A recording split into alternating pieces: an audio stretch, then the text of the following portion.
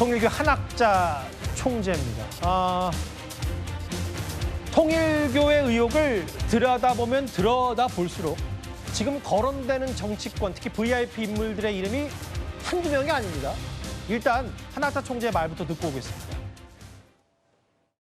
제가 3월 22일 날 대통령을 뵀습니다. 1시간 녹대를 했습니다. 많은 얘기가 있었습니다. 그리고 금주에 만납니다. 정부 쪽 관계자를. 돼야 제가 말씀드리는 거니까요. 총재님, 불법 정치자금리 청탁 직접 지시하셨죠? 아니야. 내리실게요. 총재님, 김건희 씨. 천천히 타십시오. 죄송합니다.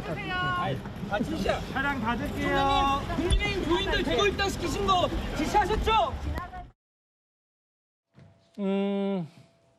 청와대와 국회 지도자들이 먼저 찾아오도록 만들라, 이런 보도 내용과 함께 오늘 통일교 후원 리스트 이름들이 쭉 나왔어요. 이거 여야 가릴 것 없습니다.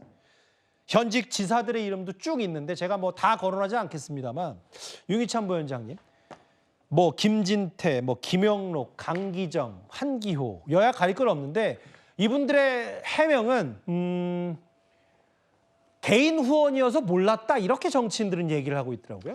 이 부분은 사실 저도 좀 의문인 것이, 지금 그 A씨라고 제가 평가를 한다 그러면 A씨가 진술한 그 같은 분들이거든요. 예. 한 사람이 진술한 내용인데, 제가 이제 신문들을 종합해 보면 그중에 일부는 기소를 하고 일부에 대해서는 지금 이런 식으로 아직까지 뭐 수사 중인지 아니면 아예 그냥 그 수사 대상이 아닌 걸로 확정했는지 모르겠지만 예. 그런 상황이란 말이에요.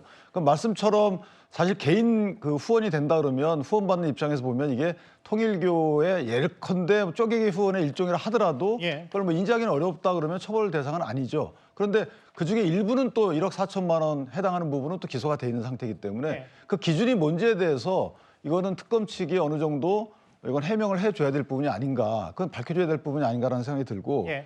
그래서 지금 윤영호 씨의 진술 중에서도 일부만 본인들이 그걸 입건해서 권성동 의원처럼 구속 기소한 부분이 있고, 예. 다른 분들에 대해서는 아예 수사 보고만 작성을 하고 예. 나머지는 진술 조서도 안 받았단 말이에요. 이거 있을 수 없는 겁니다. 그다음에 본인이 진술을 했으면 그럼 입증할 자료가 뭔지에 대해서 되묻고 그걸 기록을 다 남겨놔야 되는데 그것도 전혀 안 해놨다는 거예요. 그래서 이 부분은 이 사람들에 대해서 이게 범죄 혐의가 있는지를 떠나서 왜 이 사람들에 대해서 범죄 혐의가 있고 없고의 판단 기준이 도대체 뭔지에 대해서 이건 특검이 분명한 입장을 밝힐 필요가 있다, 이런 생각합니다. 오늘 경찰이 아예 그 한학자 총재를 한 3시간 정도, 수감 중인 한학자 총재를 조사를 했는데 뭐 본인은 돈 대준 적 없다는 취지로 한학자 총재는 얘기한 것 같더라고요.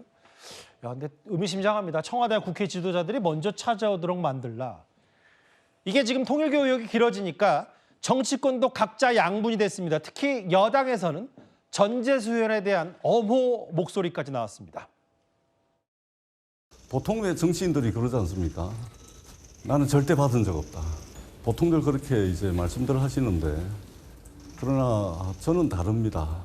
통일교로부터 그 어떠한 금품 수수 절대 없었다라는 말씀을 다시 한번 분명히 드리도록 하겠습니다. 저는 전재수 장관이 그럴 리가 없다. 아주 강직한 분인데, 그리고 지금 현재도 두 시계, 고급 시계 같은 게 물증도 없고 구체적 사건이 안 나오고 증거도 없고 전재수 장관을 믿는다. 여권 언론 박지원 의원은 뭐 전재수 의원을 믿는다라는 표현을 썼어요. 성품을 믿는다, 뭐 이런 태도 얘기를 하는데, 근데 이게 있어요. 이거 좀 더 조심스럽게, 윤영호 전 본부장 말이 워낙 왔다 갔다 하니까 좀 봐야 되지만, 전재수 등 누군가가 천정궁에 와서 금품을 받아간 걸로 안다. 통일교 쪽은 또 이렇게 얘기하는 것 같거든요. 일단 초기 진술의 신빙성을 부여할 만하죠. 왜냐하면은 윤영호 전 본부장이 지난 8월에 특검에서 저런 진술을 할 당시에는 전재수 의원이라든가 임종성 전 의원이라든가 김규환 전 의원에 대해서 허위 진술을 해야 될 아무런 유인을 찾아볼 수 없습니다.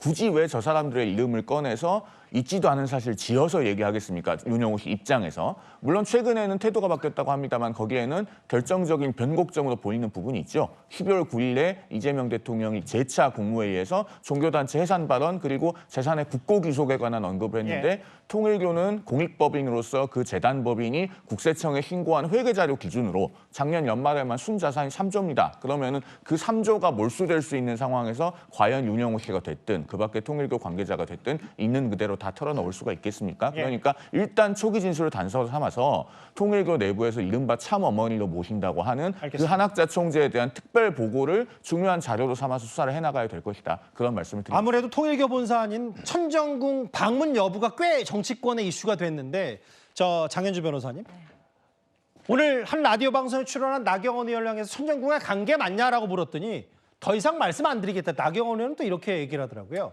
그렇죠. 뭐 나경원 의원뿐만 아니라 지금 야권에 있는 정치권 인사들도 통일교와 연루되어 있는 것 아니냐라는 의혹들이 지금 계속 나오는 중입니다. 계속 드러나면 드러날수록 통일교가 여야를 가리지 않고 정치권에 유착을 하려고 하는 시도가 있었던 것은 아닌가 매우 의심되는 상황이고 그렇다면 거기에서 더 나아가서 그런 시도를 받은 정치인들이 어떻게 불법적으로 대응을 했는지 이런 부분들이 핵심이 될 것입니다. 분명히 이런 부분들이 수사 과정에서 가려질 것이라고 보이고요. 지금 경찰에서 수사팀을 발족을 해서 지금 수사가 신속하게 이루어지고 있기 때문에 관련된 의혹들은 여야를 불문하고 지휘고와 막론하고 엄정 수사돼야 된다라는 대통령의 지시에 따라서 수사가 제대로 이루어져야겠다라는 생각 듭니다. 통일교 의혹이 오늘 저희 뉴스탑10이 준비한 1위 주제였습니다. 의혹 리스트가 또 나왔다.